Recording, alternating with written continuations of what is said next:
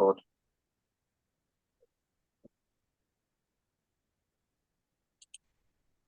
And by my clock, it is 12 o'clock. So I will officially say hello to everyone who has joined today for this exciting discussion about an incredibly important topic. And as people join, I'm just doing the preamble anyway, so you can catch up with this. It is being recorded, and you can follow up on any of the points as well afterwards. But first, I just want to thank you all for being here for this discussion.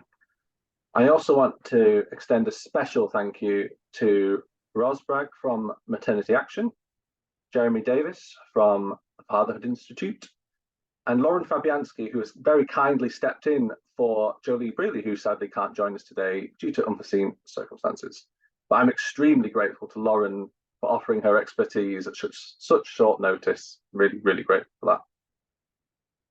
For the next hour, we're going to hear from 3 organisations who have all developed excellent proposals to increase paid leave for dads and partners.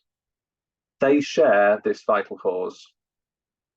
What we are discussing today is the way we as a community can possibly influence and change UK legislation to benefit mums, dads and children.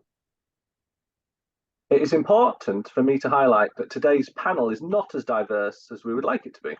The different experiences of Black, Asian and minoritized people need to be considered alongside LGBTQ parents, disabled parents, and the range of cultural and individual identities that make the UK what it is. I want to emphasise the importance of focusing on an increase to statutory entitlement. There has been a recent movement from many organisations, including Northumbria University, where I work, to offer enhanced paid leave for parents. There are some very prominent examples of this at Aviva and John Lewis, who do a really generous shared parental leave. The reason that statutory leave is so important is that we risk supporting a 2-tiered system of parental leave entitlement for employees fortunate enough to work for progressive organisations versus those who rely solely on statutory. If we leave it up to individual organisations, this will continue to see an unlevel playing field for all parents. And as we know, this situation contributes to the motherhood penalty, gender inequality, and less time with dad.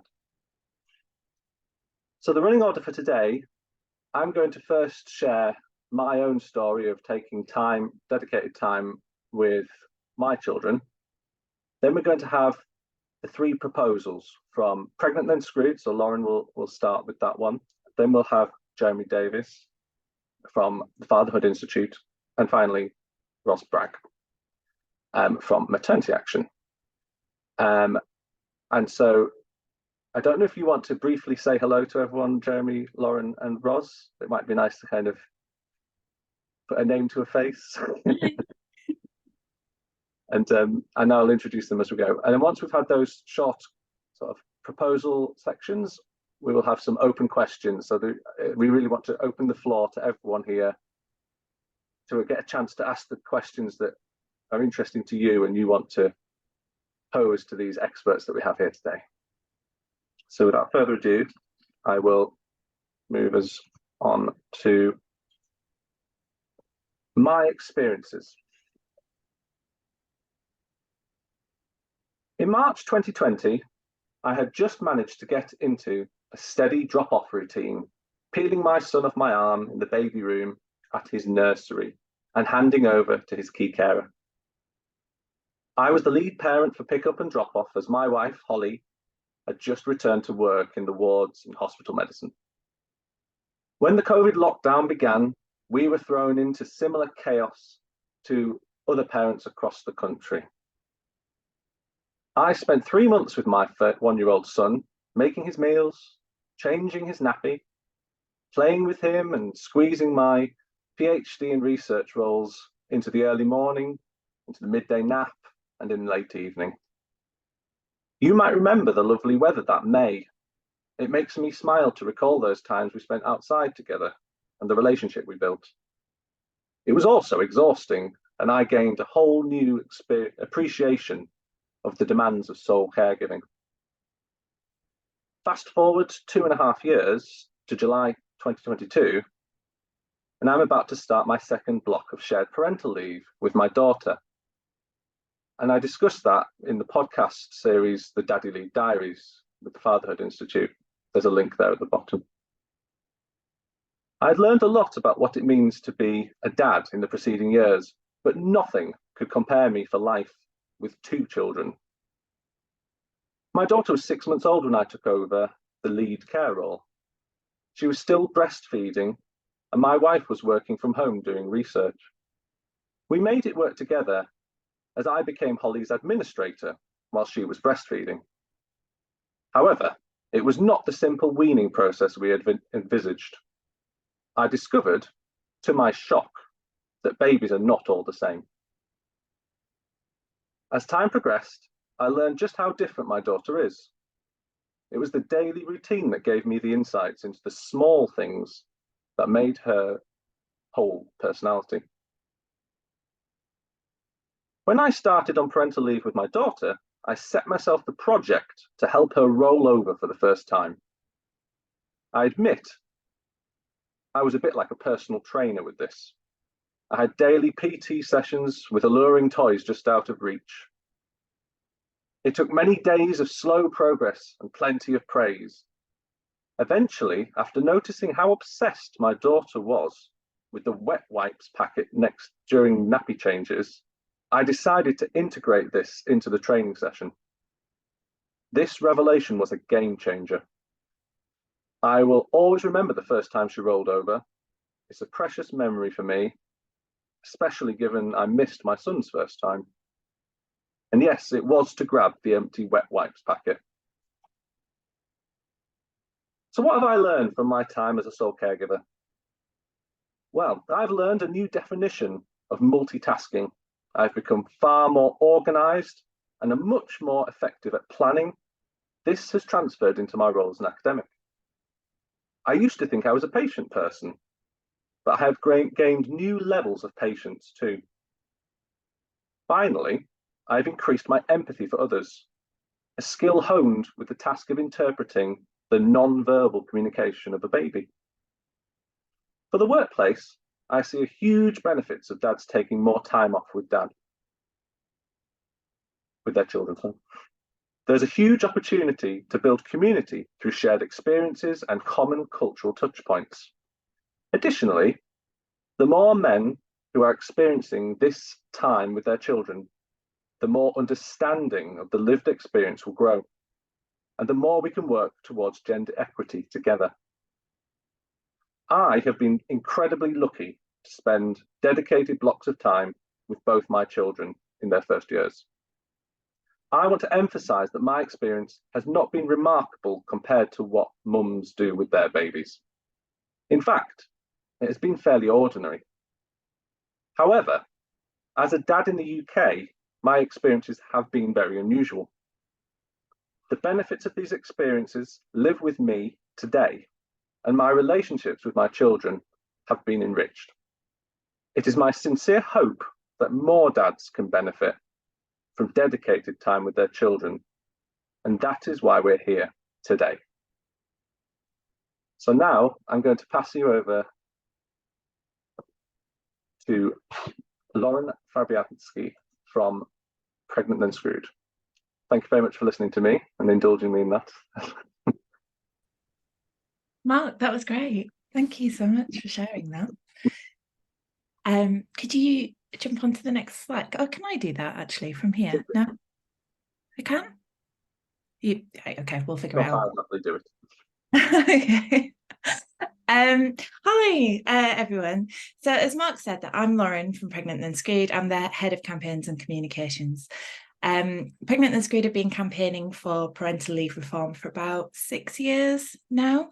And in October, we held a protest across 11 cities where 15,000 families marched in support of properly paid parental leave for all parents. Here are some of the brilliant pictures from people who attended the march, calling for these changes. We're really delighted to be here with the Fatherhood Institute and Maternity Action because they've been doing some brilliant campaigning work in this area for such a long time. So it is a bit of an honour to be amongst them. And I'd really like to thank Mark for spotting that a lot of areas in our individual campaigns line up, and arranging this webinar as a result, which is why we're all here. Mark, please could you click to the next slide? Brilliant, okay. So the UK's parental leave system is just not keeping pace to shifting attitudes to gendered parenting roles. And it's no overstatement to claim that our measly paternity leave system, in particular, is wreaking havoc on family life. We know that the consequences of neglecting the vital role of fathers and second parents are far-reaching and impact upon everything from the economy to the gender pay gap and overstretched NHS resources. We are now in a position where many fathers and second parents are unable to take the leave that they want to take when their child is born or adopted. And quite frankly, that's shameful in one of the richest countries in the world. If you could skip to the next slide, please, Mark. The links between poor paternity leave entitlements and parental mental health are undeniable. With a significant amount of parents suffering from a new mental health issue in the first 5 years of their child's life, the majority of mothers believe that increasing paid paternity leave would have a positive impact on their own mental health. We also know that our current paternity leave system means that almost 2/3 of fathers are forced to go back to work before they feel mentally ready. I know that at some point in this discussion today, somebody's going to bring up the lack of a magic money tree. So here's my first bit of ammo for that conversation. Perinatal mental health problems cost the NHS £1.2 billion a year. And our research with YouGov and the Centre for Progressive Policy show that almost half of new parents experiencing a new mental health issue receive no treatment or support. Failure to address perinatal mental health problems costs us significantly more, at a cost of £8.1 billion a year. So if you ask how are we going to pay for this, I would say we already are, just in different places. If you could move to the next slide, please. And speaking of money, we finally have evidence that increasing paid paternity leave entitlements can help shrink the gender wage gap and the labour force participation gap. Recent analysis by the Centre for Progressive Policy finds that closing the gender employment gap in all UK authorities would increase economic output by £23 billion. Whilst paternity leave alone is unlikely to fully close these gaps, and there's a lot of work to do, we now have evidence that it is likely to have an impact on the size of these gaps. If you've got more questions specifically about this piece of research, we released a full report on it, which is available on the Centre for Progressive Policy website. It's called Leaving the Lurch, and it's very thorough and detailed. So please have a look at that. If you could move to the next slide, please. I feel like I'm doing a COVID presentation. Brilliant. Okay. So before I go into any interview or comments section in my role at Pregnant and Screwed, I have to prepare myself for the inevitable, why should we pay for your lifestyle choices question. I get it all the time. And as we get closer to a general election, I expect this is something that we'll hear a lot from those just trying to play devil's advocate whenever we talk about increasing parental leave pay. That's why these stats on this slide right now are particularly important. It's not just those who might benefit from these schemes who see the importance of reforming paternity leave. Just 18% of Brits think that 2 weeks leave is long enough, and 2/3 of Brits would support an increase to this entitlement. So I think this is really important, and it shows a public, national, voter-wide appetite for change. Last slide, please. So what do we actually want? we want the government to introduce a new paternity leave model that provides 6 weeks of leave paid at 90% of salary. Ideally, we would like 2 weeks to be taken immediately after the birth or adoption of the child, with the remaining 4 weeks to be taken at some point within the first year of life when best suits that family. We understand that there are some concerns around the legality of breaking paternity leave into chunks, as was recently proposed by the government in its plans to split the current entitlement up into 2 one-week blocks. And we've launched an exploratory piece of work as to how this can be achieved as part of wider parental leave reform. We are also exploring options that include a further 12 weeks of non-transferable leave paid at the national living wage, followed by a potential further 12 weeks of unpaid leave. We will be releasing a full manifesto on this in the next month. Thank you very much. Thank you so much, Lauren. That was brilliant. We have normally we're going to do most of the questions at the end, but we have a clarifying question that I think we could probably address. You may or may not have the answer to this right now, but it's just in the chat. It's just from Johnny asking, with the 18% of Brits supporting 2 weeks, do you know how many of that 18% were parents? Not off the top of my head, but that is in the report.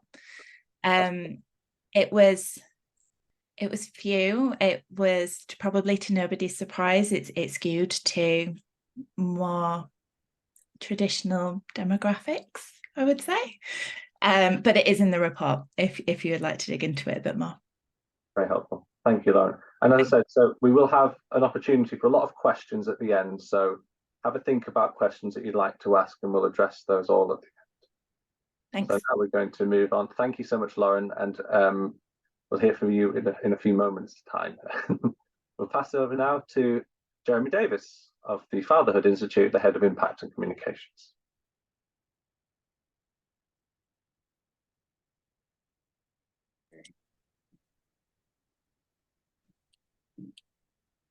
Can you see my slides? In presenter view, we can. I don't know if you want to go in a different view. You're seeing my notes as well, are you? Yes. Oh, right. Okay. Oh, that's annoying. Oh, well, I'll carry on like that anyway, because I feel like I need to see the notes. That's all right. Of course it is. I don't know how to. Oh, now I've got Siri talking to me. I don't know how to make it do it the other way. Right. So that's me. And I'm here to talk about. I'm going to start by just talking about what's not working about the current system, and Lauren has already covered most of this. So patchy take up of paternity leave, close to zero take up of shared parental leave, and a very clear 2-tier system emerging there, as Mark referred to earlier. The motherhood penalty, disproportionate caregiving burden for mothers, and the lost career opportunities that they experience. And then on the other side of the coin, the fatherhood penalty. So a disproportionate earning burden and the lost parenting opportunities. So the kind of opportunities that Mark was so eloquently telling us about in his talk. This is the current system. I'm going to assume everybody kind of knows this. I think the important things are the bits in yellow. So the very short paternity leave paid at the very low statutory rate. Also the very long maternity leave and the absence of any individual rights to parental leave. And also the fact that fathers get nothing if they're not employed. So this is how the statutory paternity leave system plays out.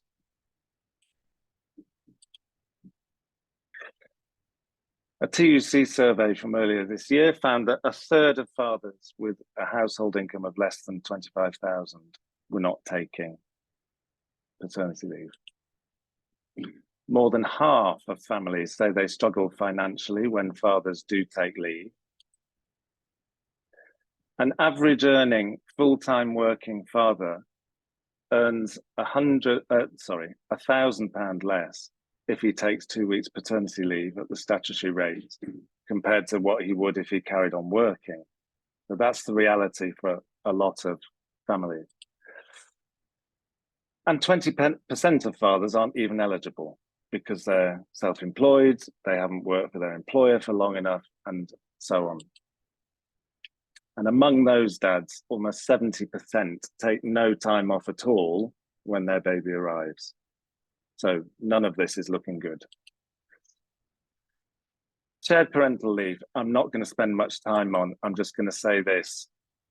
This is from the government's own evaluation of the scheme. So 1% of eligible employee mothers and 5% of eligible employee fathers take it. It's unaffordable.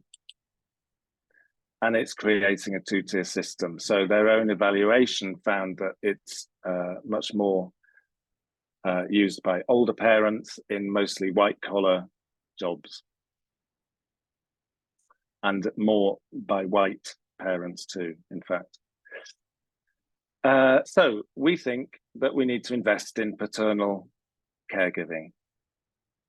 That we think that's good for children, we think it's good for mothers and for fathers. And lots of countries are doing better on this than we are. So the EU average of what fathers are entitled to is 8.5 weeks. I'm citing Lauren's work here.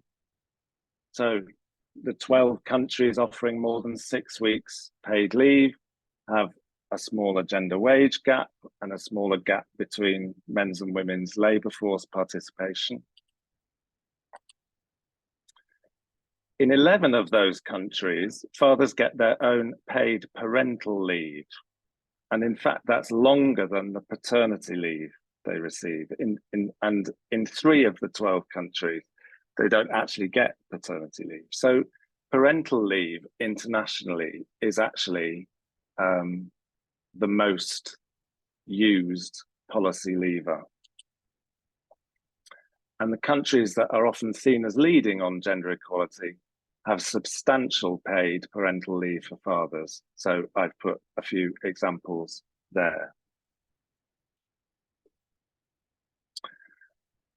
Incidentally, there are only 3 countries in the OECD who offer men a worse deal than the UK does. And they don't offer any paternity leave at all. So this is our proposal. 6 weeks for dads with a clear distinction between paternity and parental leave. So we think that's important to have this distinction between what we call a health and safety leave, the paternity leave, and the caregiving leave. That's parental leave. It should be non-transferable. It should be their individual right and lost to the family if they don't take it. And we think there should be a paternity allowance for non-employees, similar to the current maternity allowance for mothers.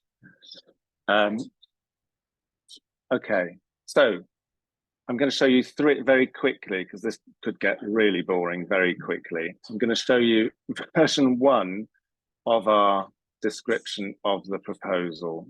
And what you can see there is so the blue column is what fathers would get. So 2 weeks paternity paid at 90%.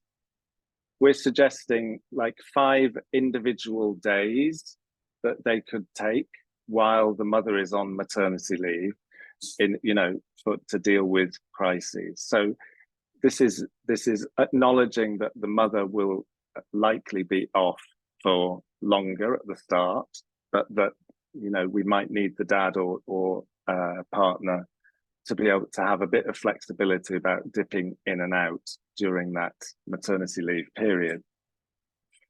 And then the daddy months of 4 weeks parental leave paid at 90%. You'll notice that in the orange column, we're suggesting a shorter but better paid maternity leave. So in this version, that's 12 weeks paid at 90% of salary. And then the green column shows the rest. So the way we've described this is that we think mothers should still be able to take as much as 52 weeks if that's what suits the family, but that the bulk of that leave shouldn't be called maternity leave because it's leave that should be up to the family to choose who takes it. So that's the green column. This is version 2, which we've done in response to feedback from Maternity Action, who probably rightly told us that if we had a daddy month, then legally speaking, we need to have a mummy month too.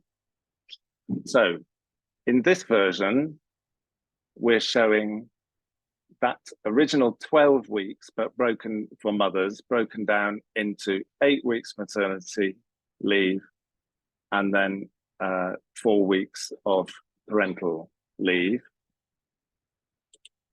In version 3, we're showing 12 weeks of maternity leave plus the mummy months. So we are agnostic, really, about which of these versions went forward into policy.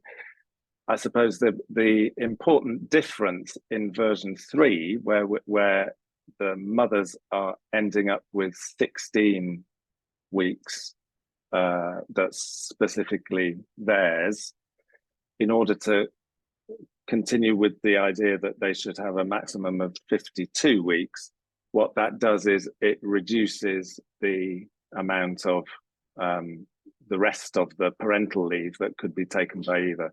So the gap between mothers and fathers in version 3 is a bit bigger than in version 2. So in version 3, fathers would be able to take up to 46 weeks. In version 3, it's 42. And the only other slide I'm going to show you is this, which is our parliamentary petition, which is live. The link is there. I will add that into the chat in a second, and I would really love it if you can do anything you can to get this out there. We're aware that Pregnant Then Screwed already has a hugely successful petition that's got like 100,000 signatures. The difference with this one is that it's a parliamentary one, and if we can get it up to 10,000 by the end of December, it means the government must respond to it, and they would be responding to this specific proposal, i.e. the 6 weeks for dads. So I hope you'll all get behind this if you agree with us. And that is that. I've run over horribly. I do apologise. That's okay, That's Jeremy. me done. Thank you so much. It's been excellent. I'm conscious that Ros, you're next, and you are speaking to camera, and I'm trying to think of is there a way for us to spotlight you, yeah, that might work. Yes. So finally, I'm delighted to welcome Ros Bragg from Maternity Action. On a personal note, Maternity Action's proposal was in my PhD towards the end, my recommendations. So I've always looked to them as the gold standard for this. So really great to have them here. And I'm over to you, Ros. So look forward to hearing what you want to have to share with us all. Thanks, Mark. That's a very, very kind introduction. And it is great to be here today with Fatherhood Institute and Pregnant Then Screwed, talking about this pretty challenging topic of how to achieve a more equitable system of leave. And Maternity Action's been working on this since we were established in 2008, and we were actively involved in trying to achieve a better outcome than the shared parental leave system that we ended up with. So we've got a very particular interest in trying to sort through the frameworks to support more equitable leave. The advantage of being the third speaker is that the previous speakers have really talked through the rationales for a more equitable system and also provided the outlines of the current system that operates in place. So I'm just going to speak about the model that Maternity Action has put forward, the 6+6+6 model. This model consists of 2 weeks of paternity leave, 6 months of maternity leave, and then both parents individually entitled to 6 months of parental leave. So under this model, fathers can take up to 28 weeks of leave reserved solely for them. What we're aiming to do through this model is to promote equality over the life course. We want to see fathers taking a more equal role in caring for their new baby and a more equal role in caring for their children as they grow up. We want to see fathers requesting flexible working so that they can do school drop-offs. We want fathers to take time off to take their children to medical appointments. We want to see more fathers doing the juggling that so many working mothers do, and to continue to do this up until their child no longer needs this care. That's a big ask, as our culture doesn't support fathers to play this role. There's no legal barriers to fathers requesting flexible working or applying for part-time jobs. It's in our culture for mothers rather than fathers to make these adjustments to their working patterns. There is good evidence showing that fathers taking leave in the child's early years does result in a more equal pattern of care and take up a family-friendly working but, and this is a very big but. This happens when fathers take leave as a primary carer, when they are caring for the baby on their own. It doesn't happen when they're at home with their partner, with both of them caring for the baby. So Maternity Action's model is aimed at supporting fathers to take leave as the primary carer when the mother is back at work. This is why our model gives fathers a 26-week period of parental leave. This is an individual entitlement and cannot be transferred to the mother or to anyone else. Fathers don't have to take this leave, but it is a use it or lose it entitlement. Much of the international evidence shows that shared leave tends to be taken by the mother, and I think the recent evaluation of UK shared parental leave is entirely consistent with this. That's the reason why this is parental leave rather than paternity leave in our model, because paternity leave is a health and safety measure to enable fathers to support the mother recovering from the birth. Under current law, it must be taken around the time of the birth. There are moves afoot to allow fathers to take this leave later in the first year, but this does raise legal problems, and I think Jeremy's flagged up some of those. If we want fathers to take leave when the mother has returned to work, we should be offering parental leave rather than paternity leave. In the 6+6+6 model, we're also aiming to protect the health and well-being of mother and baby. It takes around 6 months to fully recover from the birth, and some women take much longer. So often when people talk about the return to work, they're thinking of women in office jobs. We need to think about women in more physical jobs, such as factory work and care work, and protect that first 6 months of recovery time. We need to think about mothers' mental health as well as their physical health, as far too many mothers struggle with depression and other mental health conditions in that year after giving birth. This model also supports women who wish to breastfeed. There is no right to breastfeeding breaks in the UK, and very few workplaces provide facilities. For most women, breastfeeding is only possible when they're on leave. Early research on shared parental leave found that breastfeeding was a factor in decisions about sharing leave. We do need to factor this into the design of the leave. We also need to increase statutory pay for parents taking leave. The flat rate of statutory maternity pay is 47% of the national minimum wage, inaccurately termed the national living wage, and 37% of women's media earnings. Obviously, fathers earning significantly more than women on average. This is a significantly lower percentage of median earnings. So this flat rate of pay is clearly not enough to replace earnings for mothers or for fathers. And that needs to be a priority in reform of the leave system. So to reiterate what the 6+6 model consists of, it's 2 weeks of paternity leave, 6 months of maternity leave, and each parent is individually entitled to 6 months of parental leave. The model is a simple model in that it's very easy for parents and for employers to understand. It supports women to recover from the birth and to breastfeed if that's what they want to do. It avoids the quite serious complexities and bureaucracy of shared leave. It can be made available to employees, workers, self-employed, right across the spectrum of working fathers, working mothers. It gives fathers 28 weeks of leave, which only they can take, and it supports fathers to take leave as a primary carer. Thank you.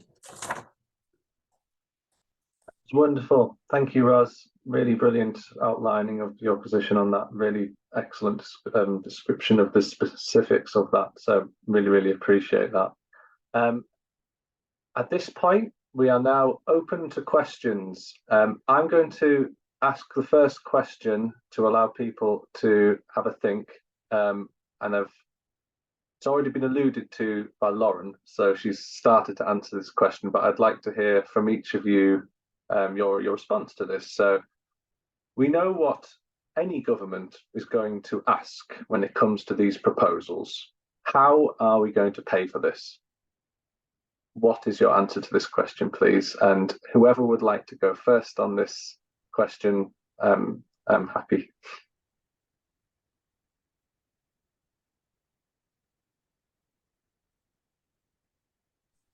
I'll just let that silence hang in the air for a while. I'm happy to respond on that. It is an impossible question. The basic answer is we need to see reform of our taxation system so that the government incomes are sufficient to support a satisfactory system of leave and pay, and indeed a satisfactory welfare system, and support the NHS and fix broken school buildings and so on. So clearly it's a much bigger question than just this. But I think it's worth making the point that there's been long-term underinvestment in statutory pay. We're seeing a decline in the real value of pay over time.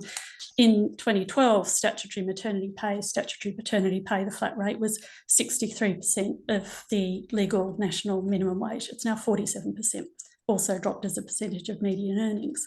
And the cost of this is being borne by families. So we have just shifted the burden onto families. And I think all the evidence shows, particularly in the cost of living crisis, that they're dealing with the stress of trying to balance impossible budgets, going into debt, impacts on health and so on. And of course, there's the wider economic impacts of not retaining women in the workforce. So it's hard to say an answer which answers the direct question of government of solving the taxation problem. But I think this wider cost is something we need to think about, and particularly the costs faced by families. Thank you, Ros. That's very good answer to that question. Would anyone else like to add to that at all? Jeremy or Lauren, do you have any additional thoughts? Oh, I thought Ros's answer was brilliant, and I, like to repeat what I said earlier, that we are already paying for this, just in different ways, in costs that we're accruing in different areas, and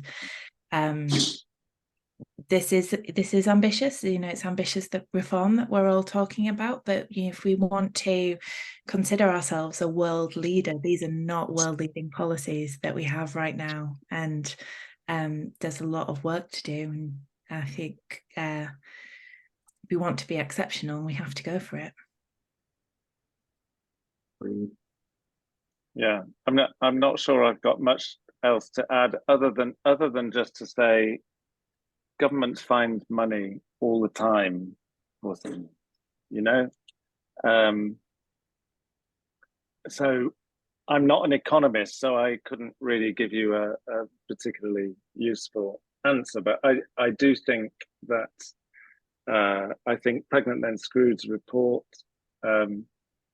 is really useful because it sets out the possible economic benefits of investing in this stuff as a way of reducing the gender pay gap and the gap in women's participation in paid work. Of course, there are other benefits that maybe need to be quantified, and it's down to us and others to provide that evidence wherever we can. I think it's worth remembering that our birth rate in this country is continuing to fall, And I assume that economically speaking, that's a problem. So if our infrastructure isn't supporting people to feel like they can afford to have children, that's something we need to sort out. So, yeah, I think at this stage, I think our focus needs to be to sell the idea, really, to politicians that the current offer to families isn't good enough, and that people do want a better deal for fathers, and that we know what better systems might look like. And then it's up to them to do the math and make it work. Absolutely. I certainly wasn't hoping that you would have this economic model all out. Yes, I'm just playing that role that was after. We're doing our best. Yeah. Very well, though. Yeah. If I could just add to Jeremy's point on the birth rate, you know, it's the lowest it's been in 20 years, and we've had politicians say, I think the headline in the newspaper was "Bonk for Britain," and we should all receive a letter from, at the time, the Queen when we have our third child to, you know, increase the birth rate, and rather than looking at how you actually make it affordable for people to have the families that they want to have. So that's where the real work needs to be done.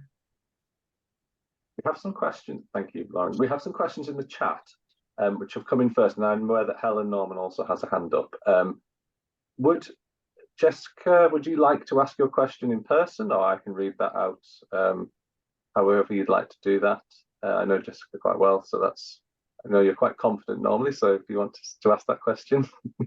Hello, I don't know if you can... I can hear you. My camera on, you can hear me, but maybe not see me.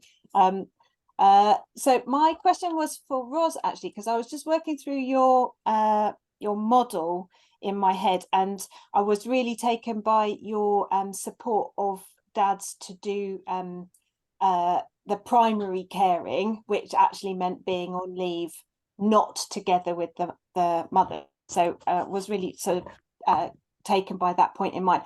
But with your 6+6+6 model, would that then mean if the mother was going to take her 6 months paternity plus her 6 months parental leave, if we wanted to encourage dad to do the primary caring, would that mean that he has to take his leave from when baby's already 1 year old? Or can you just explain a bit more about how you see that working?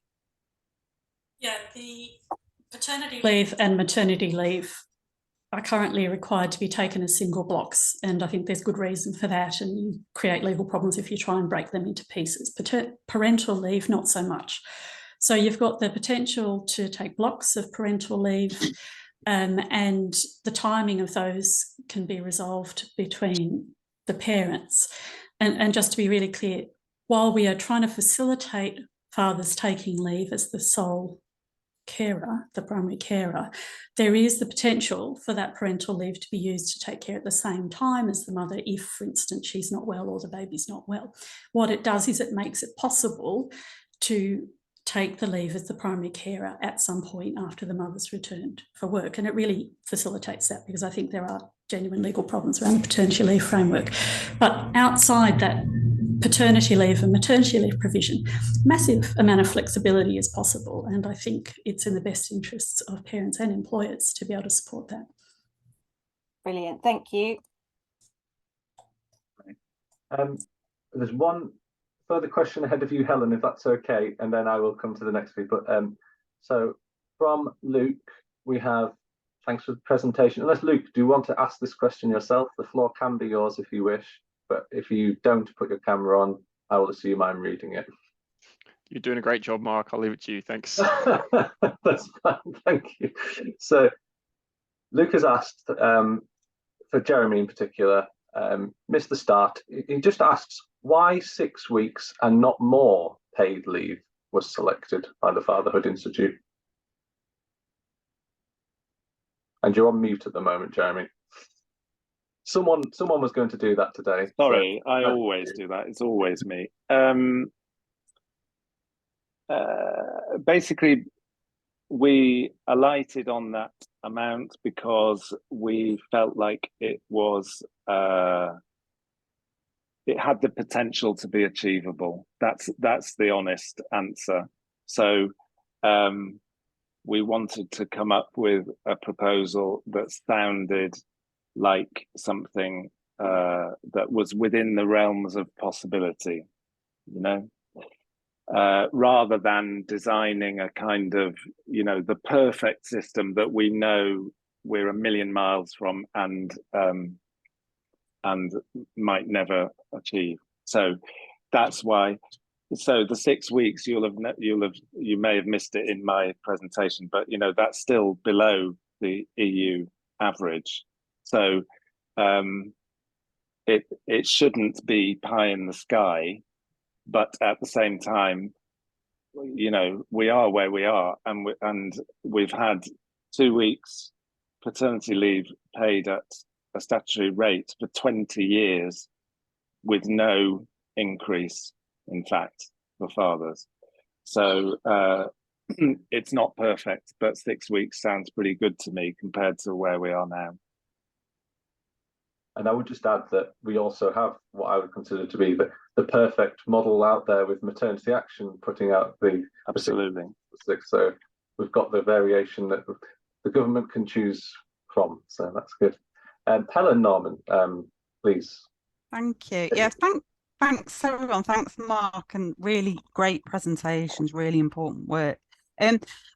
Mine's slightly different in that I just wanted to raise the fact that, so from one of my projects, we're doing some interviews with small and medium-sized enterprises, and it's actually quite astonishing how many employers are not aware of shared parental leave. They don't know about it. They've never used it, even though this policy has been in place since 2015.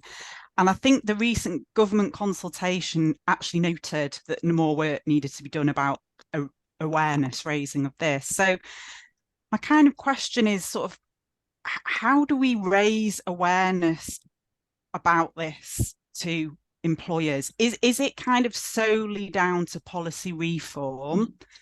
Or are other things needed in order to get this message across that actually fathers having children, it's an important thing, we need to support this? Is it down to the policy, or are there other things that need to be done as well? Just interested to hear anyone's thoughts. I have my views on this. Go on, Mark. I know that for me, the cultural side of this and the networking side of this is incredibly important in terms of the people on the ground experiencing being a parent in paid work. I'm very interested in parents' networks. I know that Elliot Ray for Music Football Fatherhood does some incredible work supporting that. We've got Dad Matters UK here as well. There are other organisations that do incredible work supporting and raising awareness of dads in the workplace. So I think that grassroots conversation needs to happen more and needs to be celebrated more. It's at various different stages and different organisations, but it's certainly work that I think can grow. Seems to be a bit of a groundswell starting with some of these conversations. So that's my 2 pence in, but I would happily hear from other people as well. Yeah, we did some research on awareness of shared parental leave last year, and only 50% of respondents agreed that their employer understood how shared parental leave worked. You know, the staff who were taking it faced discrimination. Some people whose employers did understand how it worked were actively encouraged to not take it. Many had to continue to work during shared parental leave, and I think, I mean, I think the other people on this call agree, but the current setup of shared parental leave just doesn't work, and I think that's why we're all talking about wider reform and changes, more sweeping and significant changes that are accessible to more people, because a lot of people are not entitled to shared parental leave. You know, I think that's why we're here looking at, rather than trying to stick plasters on something that's not working, like what should we actually do if we're going to do it properly? And I mean, yeah, I would just say I agree with Helen. I think there will always be, well, hopefully not always, but certainly for a long time into the future, I think there will be work to be done to get this stuff. Even if we had a better system, we would need to support employers to promote the opportunities, whatever they are, to fathers as well as mothers. I think it's undeniable that there is a problem there, that employers, because of the wider culture, employers see their female employees as the ones who are going to disappear for a long period when babies arrive. And often it probably doesn't even occur to them to look at their men as fathers. So I do think accompanying any change in policy, there would need to be, communication campaigns and so on, public-facing things and employer-facing things to go along with it. I mean, with shared parental leave, they did actually invest quite a few million quid in promoting shared parental leave. I think it was in 2018 when they realized that the take-up rates were super low, and they invested money in, buying advertising space, doing PR campaigns and so on. It doesn't look like that had made a massive difference. But maybe that's because the policy itself is, by its nature, is so complex, and often I think organizations only start to get their heads around it when the first employees come along and say, I want to do this. We've heard from lots of fathers who've had that experience where it's like literally the company is learning on the job,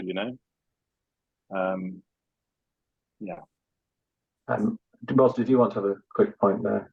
Yeah, just very quickly. I mean, I think the shared parental leave evaluation showed that SMEs were particularly poor in being aware of and taking up shared parental leave. But I do think for SMEs, there's much bigger problems than you see across the larger organisations, because they often don't have an independent HR function.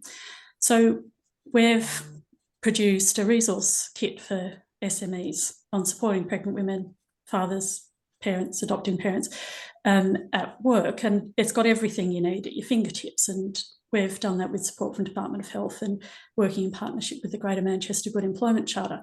It's a resource designed to make it possible for an employer to deal with the questions that come up when they have unexpectedly a staff member sit in front of them and say, I'm pregnant, or I'm a dad and I want to take leave. That's the resource kit. And it's interesting that in amongst all the communication campaigns, there wasn't something similar produced by government. It's been left to employers to find their way, not very successfully, through this morass. Thanks for that, Roz. I wanted to quickly nod to Jasmine Kelland, whose work around the fatherhood forfeit kind of connects to this as well, in terms of perceptions of dads asking for flexibility and leave and that negative perception. So I think that's something to be aware of and to try and overcome. There are lots of questions in the chat. I'm going to go to Jejuna Kroon first.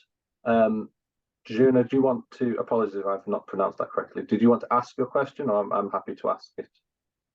It's a very interesting question. I will go ahead. So this question is about, it'd be really helpful if you could have taken part-time maternity leave towards the end. So Jejuna was interested in that concept and surprised that there was no possibility at all in their experience.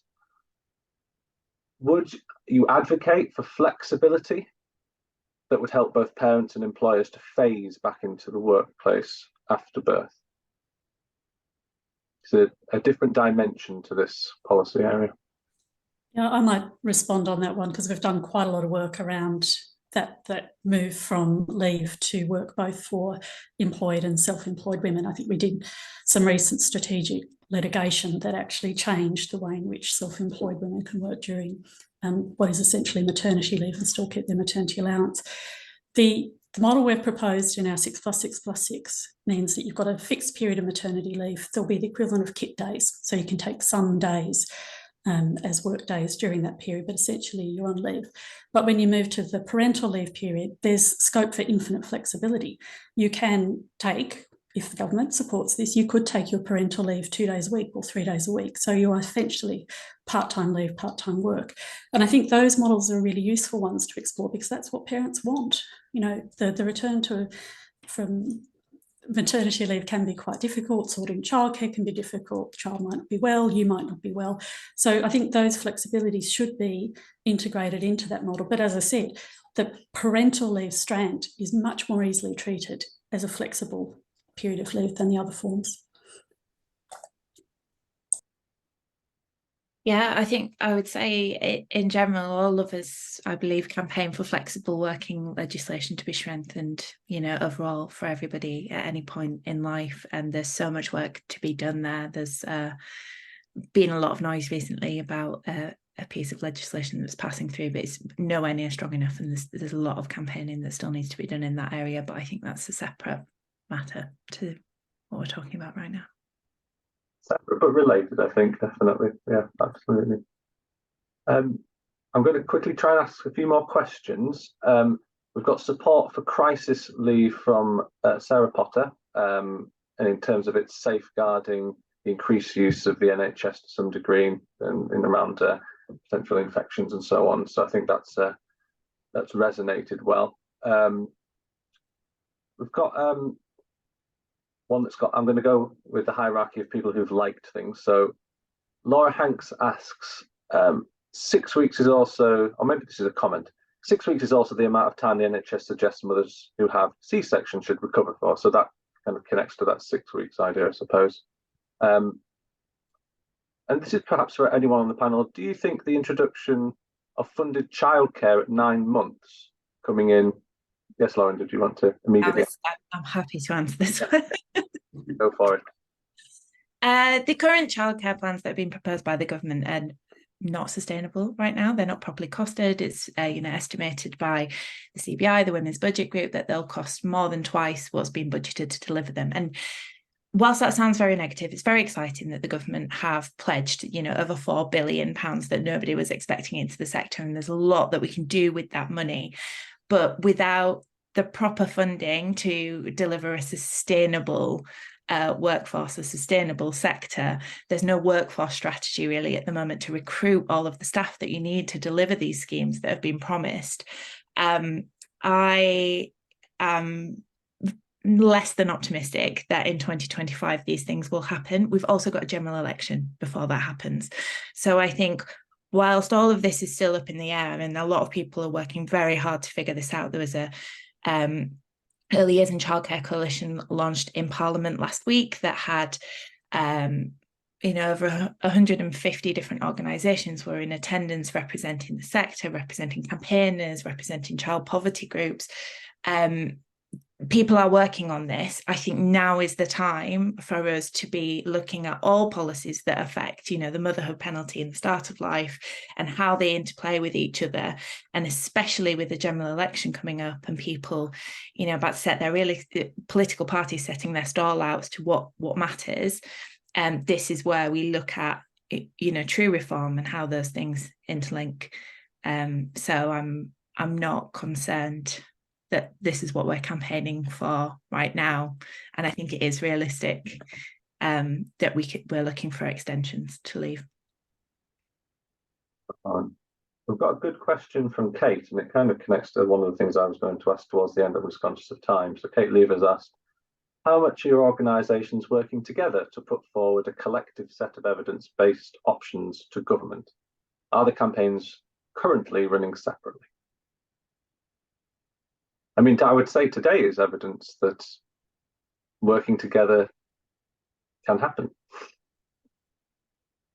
Yeah, I think today's been brilliant, and I think you know, there's so much experience and different perspectives and resources across all of our organisations. Pooling those is going to make more of a difference. So I agree that collaboration is going to be much more impactful, and I hope we can continue to grow our relationships. Yeah, no, I'd echo that. And I have to say, it was very heartening seeing Jeremy's presentation, where he obviously had a bit of a think about comments we've made about the way in which the leave should be shaped. Because I think, you know, we have a legal team in Maternity Action which works on these issues and has for years. So I think we share that expertise very widely across the sector, and very happy to sort of feed that into this work.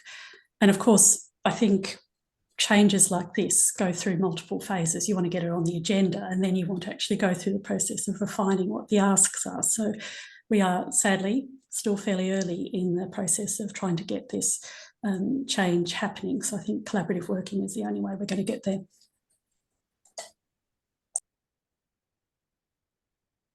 You're on mute again, Jeremy. Yeah. You see?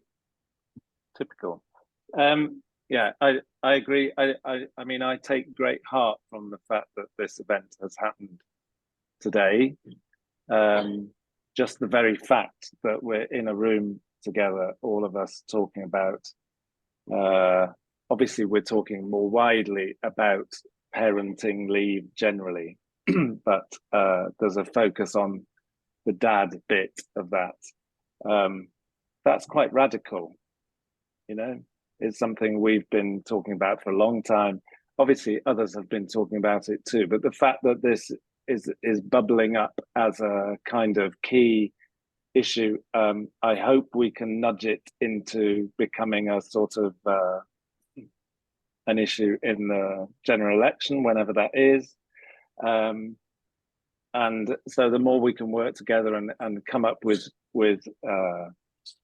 ideas to feed the politicians and the people behind them, the ones who sit there and actually work out, okay, what's legally possible, what isn't, where's the money coming from, etc., etc., etc. The more we can collaborate on that, the better. I've got one more question before we all leave, and the question is, what one thing do you think everyone on this call can do to help? If there's one thing you could suggest. Sign our petition. Fatherhood Institute petition, you've got the link. I would say continue to help us make noise about this. You know, the world's, and particularly England's going to get more and more noisy as we approach a general election, and it's so important that we keep making space for this issue because it's essential. Thank you, Lauren.